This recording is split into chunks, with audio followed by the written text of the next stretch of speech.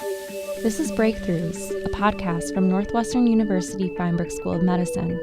I'm Amanda D., social media specialist at Feinberg. When we read about college and youth sports today, it's usually about the dangers to health, mainly concussions. However, a new study from Northwestern's Auditory Neuroscience Laboratory has found that athletes without injury have healthier brains than non-athletes. Dr. Nina Kraus, director of the Auditory Neuroscience Laboratory, also called BrainVolts, and her team of scientists study how sound shapes our biology, specifically our brains, by listening to them. Dr. Kraus is also the Hugh Knowles Professor in Northwestern's Department of Communication Sciences and a professor of neurobiology at Feinberg, as well as a Northwestern alumna. She joins us today to talk more about the innovative work being done in her lab. Thank you for being here. Glad to be here. You are a recognized leader in the field, measuring the sound of single neurons in some of your early work. To start us off, why don't you start by telling us how you got into this field? Well, I suppose sound has been important to me since I can remember, and probably since before I can remember. I grew up in a household where more than one language was spoken, lots of sound there. My mom was a pianist, and when I was little, I used to take my little things and just spread out underneath the piano, and it felt really great to be there because it sounded so good. I ended up, when I went to college, I majored in comparative literature because I knew some languages and I liked to read. And then I took biology, and I was hooked on that. I've been a biologist ever since. And through that work, I came upon a book called The Biological Bases of Language. And that seemed like a very great way to put together ideas that were important to me.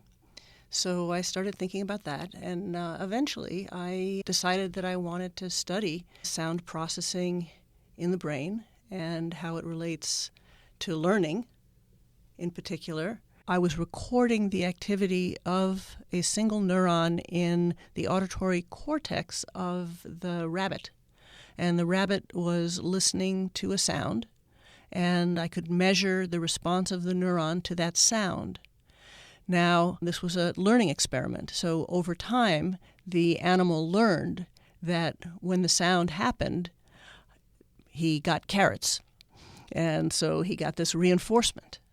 And over time, the sound stayed the same.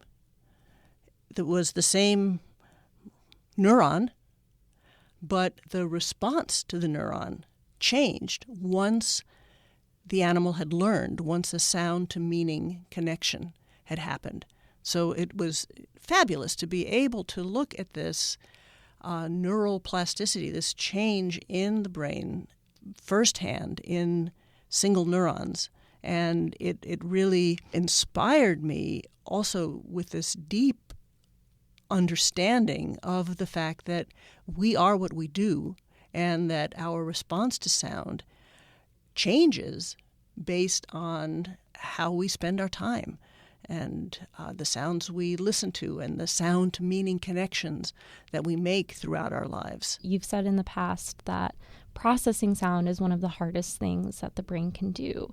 Can you kind of explain why that is and the work the brain has to do once sound first is registered? Yeah, well, Amanda, you're used to looking at sound waves, and you can see how rich they are and how fast they occur, and it's very different from vision, where many your visual images are more static, and you can look at the ingredients of a visual object, its texture, its size, its shape, its color, and they're obvious. But with sound, it has just as many ingredients, but sound is invisible. And it consists of ingredients like pitch and timing, timbre, phase, and the nervous system has to make sense of all of these ingredients at once.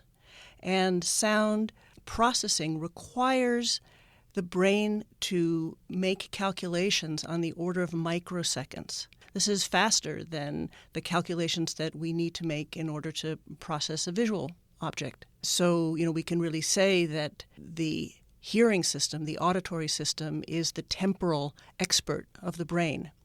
So, you can imagine that because of this microsecond precision that hearing depends on, if there is a disruption in this microsecond timing, for example, if you get hit in the head, you can imagine how this microsecond timing can be disrupted, and all of the other aspects of sound processing that feed into this very precise and delicate and beautiful machinery. And kind of going off, if there is a disruption, say being hit in the head, like a concussion, a lot of your recent work is focusing on athletes and concussions in the brain and how that affects their sensory processing. So can you tell us a little bit more about that and some of the new work that you and your team have been working on? Oh, with great pleasure. So we have a partnership with Northwestern Athletics. So we have 500 Division I Northwestern athletes across all sports, and they're males and females. And Tori Lindley is my big partner, and he has a fabulous team of trainers and athletes. And we put together a grant that has been funded by the National Institutes of Health. So this 5-year NIH project, the goal is really to look at athlete health with an eye to what happens during brain injury sustained by concussion. We measure sound processing in the brain at the beginning and at the end of every season. And if anyone sustains a concussion, we follow them from the onset, from when they are diagnosed with a concussion, and then at weekly intervals until after the point at which they've been returned to play. And this enables us to look at sound processing in healthy athletes as well as athletes who have been injured. And we compared sound processing in the brain to another 500 Northwestern students. So, these are our typical students, so they're very nicely matched, demographically and intellectually matched. And what we were able to discover is that sound processing in the brain was enhanced in the elite athletes. But what was interesting is that it was enhanced in a very unique and specific way. So we measured the response to speech sounds with scalp electrodes, and we looked at how large the response to sound was relative to the background neural noise that is always present in the nervous system. As I'm talking to you now, the neurons in your brain that respond to sound are producing electricity. And we can measure that electricity with electrodes on the scalp. There's nothing that you can do to change what responses I'm going to pick up. So it's a completely objective measure of how your brain is processing sound in the moment. What we did is we computed the ratio of the background noise to the response to the speech sounds. And athletes had larger responses to sound than the non-athletes because they had less background noise.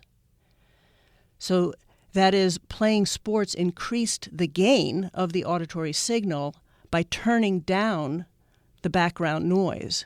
This suggests that physical activity can drive cleaner sound processing in the brain, which potentially can enhance our communication skills and our way of dealing with the world and our stimuli around us. That's an incredible finding for these athletes, I'm sure, and this seems like it could be a way to test when people are ready to come back after they have concussions or other brain injuries. But is this also something that can be used in a therapeutic way for kind of prevention of deterioration, or as a way to help other people who have sensory processing issues and things like that? Yeah, that's such a great question. And certainly, yes, in theory, this is a speculation for which, at the moment, we have no direct data. But by establishing the effect and also to get an idea of what the neural mechanism is, one can expand this idea into the notion that, well, perhaps this is one of the mechanisms that is responsible for the fact that being physically fit in general has well-documented beneficial effects not only on our bodies but on our nervous system and on our brain. So I think that the implications are vast, potentially. First of all, I think that it solidifies the view that physical fitness is very important for our health. And if you take that a step further, if you have someone who has had an injury or has a communication disorder that either stems from a language impairment, an auditory processing disorder, or the kinds of difficulties that we have processing sound as we get older, it stands to reason that having a healthy brain can help mitigate these problems. And I'm hoping that the research that we have done here, having established this effect, will excite other scientists to be able to probe into this particular mechanism of sound processing in all of the populations that you mentioned and that we can think of.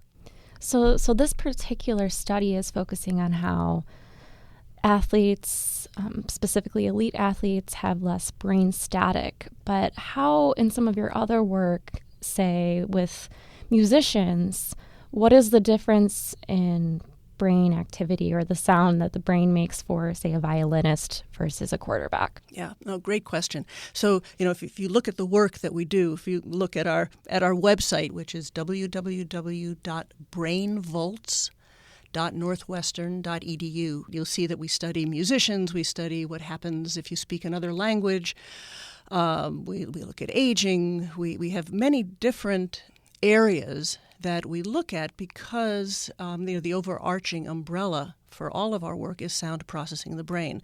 And so sound really has an impact in all of these areas. And so one of the big questions that we have been interested in, and again, getting back to my earliest roots with looking at auditory learning in single neurons in animals, I've been interested in looking at learning in human beings with the same kind of precisions, and we've been developing technologies to do so over the years. And musicianship, playing a musical instrument, is the jackpot, really, for the ingredients that are important for auditory learning, because it engages our cognitive and our sensory, our motor, our reward system. And we have learned that playing a musical instrument, and yes, singing counts, but it must be actively making, the active making of music can fundamentally change how the brain automatically processes sound. And it does so by enhancing the auditory signal. So remember, when we first started talking, I talked about the different ingredients that exist in an auditory signal, in a sound.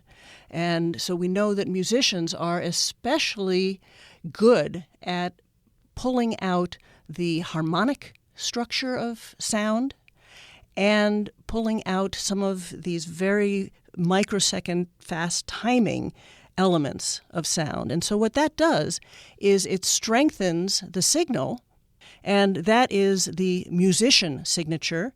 We also have a bilingual signature, which is quite different. It enhances actually the pitch aspects of sound that enable us to group an auditory object like Amanda's voice. So we have these different signatures, but both the bilingual and the musician enhance sound processing by strengthening the signal. It doesn't do anything. We have not seen a change or a difference or any characteristic difference in the background noise level of musicians or bilinguals. What we see is an enhanced signal.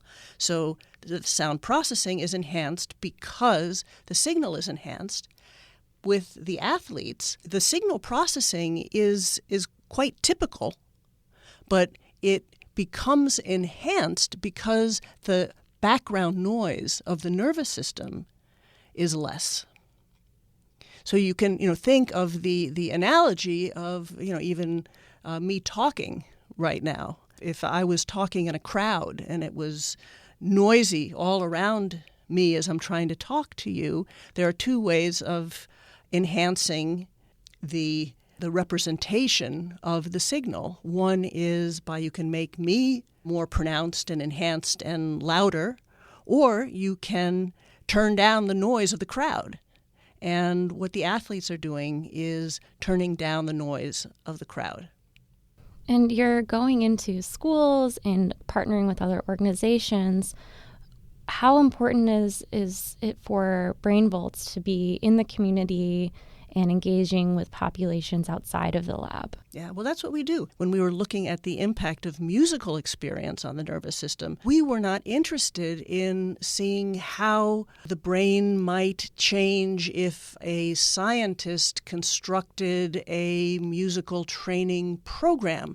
We wanted to go into the world where there were existing successful music programs, and we did this in the Chicago Public Schools, some charter school networks. Then we also went into the gang reduction zones of Los Angeles, where there has been a very successful program now for over 10 years called the Harmony Project. And it sounds like there's another dimension to all this work where you can start to address socioeconomic disparities in health. Can you tell me a little bit more about that aspect of the work and how this research could potentially address some of those issues? Children who are raised in low-income areas have excessively noisy brains. And we know this because in a study that we did a number of years ago, we looked at high school kids in Chicago Public Schools in some of our most low-income schools and areas, neighborhoods, and an index of socioeconomic status that is often used is maternal education. People talk about the 30 million word gap and the fact that children whose moms have less education are likely to hear 30 million fewer words by the time they're 3 years old than their the kids who have more educated moms. So what we did is here we were in the Chicago high schools, and we divided the kids in their classrooms simply based on their mother's education. So these were kids educated in the same neighborhoods, in the same schools, the same teacher. And what we found was that the kids whose moms had less education had noisier brains. So they had greater background levels of noise. This, again, is giving us some insight into the mechanisms of, what makes a child who is at risk continue to be at risk for having difficulty in school. The child, the high school kid from the low-income areas, they have another liability, and that is that the processing of sound is also diminished. And one of the things that brought us into the schools in the first place was that we're interested in understanding how it is that we can improve sound processing in the brain, because it's so important for our communication and our language. So we were interested in what about the impact of musical experience? And what about if the child spoke another language? Would these auditory enrichments, would this stimulation enhance sound processing in the brain? Would it help offset the neural signature of poverty? And we found that, in fact, both active making music consistently over time, and this was over 2 years at least, we saw that the automatic sound processing in the brain by enhancing the signal began to help how these kids were processing sound. And the kids who came from bilingual households have this enrichment of sound and information, and you have to kind of be keeping these two languages in your head the whole time. So you're kind of a cerebral athlete to do this. That also can help offset the neural signature of poverty. And do you see benefits even after with some of the studies, the longitudinal studies with music? If people stop playing music, do you still see that they are benefiting from that time that they did play? Yes. So we like to say a little goes a long way. And the science, again, shows that once you have trained your brain has learned to make these sound-to-meaning connections in the very precise manner that when you make music, you have to resolve the physical complexities of using your body, your hands, and your hearing to create these sound-to-meaning connections. Once you have engaged that mechanism in your nervous system, you've learned that, and it's something that you continue to take with you throughout your life. We have seen in older adults, decades after music education has stopped, we have seen that the impact of having made music at one time was an important one.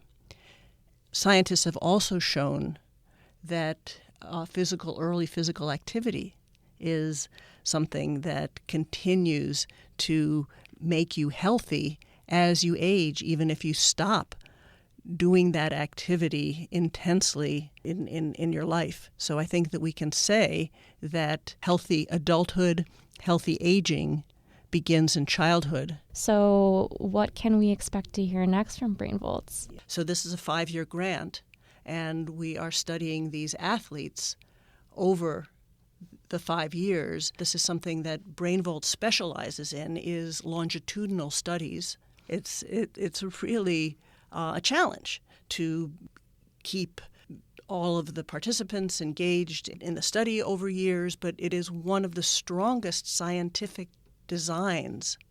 If you can have an experimental design where you follow the same person over time, that is tremendously powerful, because we're starting out, we're all different in the first place. So if we can now take the same people and follow them over time, which is what we can do now with the athletes, and we've done in the past with the music and the bilingual studies, now we are in a position to really answer some important questions that can help us do a better job diagnosing concussion and the extent of injury, so that the auditory mechanism is one other piece of information that a trainer and a clinician, a physician, can use in management.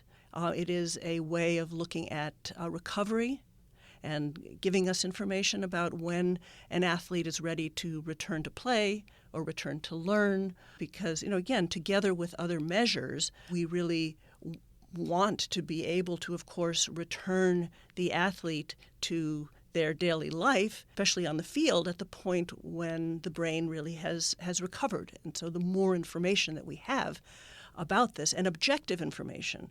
So one of the strengths of our particular approach is that there is nothing that an athlete can do to influence the results that we get one way or another. You can imagine after you've just sustained a concussion, you may not be all that able to answer questions, but you can sleep, in fact, while we put these electrodes on your scalp and play sounds, and we just see how is your brain responding to sound in the moment, and that can give us an objective measure of the athlete's health. That's great. Well, thank you so much, Dr. Nina Kraus, for being here with us today.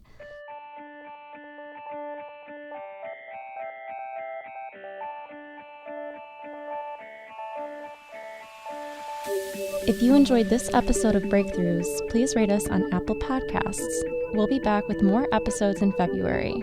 I'm Amanda D. Thanks for listening.